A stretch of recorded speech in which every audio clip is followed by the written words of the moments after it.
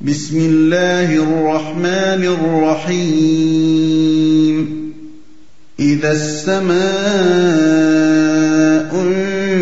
انشقت وأذنت لربها وحقت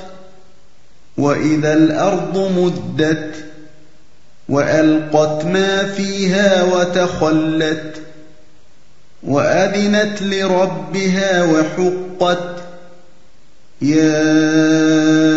أيها الإنسان إنك كادح إلى ربك كدحا فملاقيه فأما من أوتي كتابه بيمينه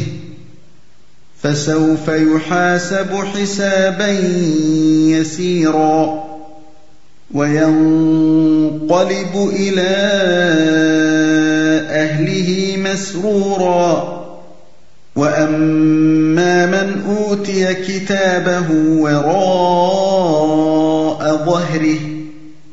فسوف يدعو ثبورا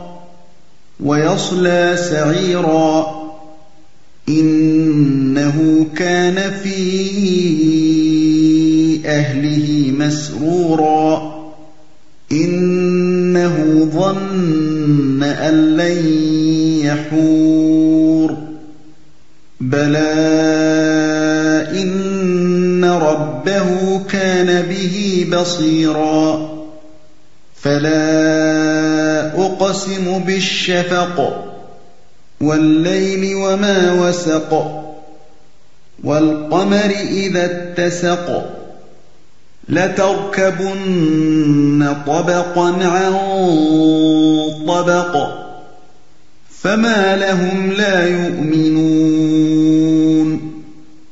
وإذا قرئ عليهم القرآن لا يسجدون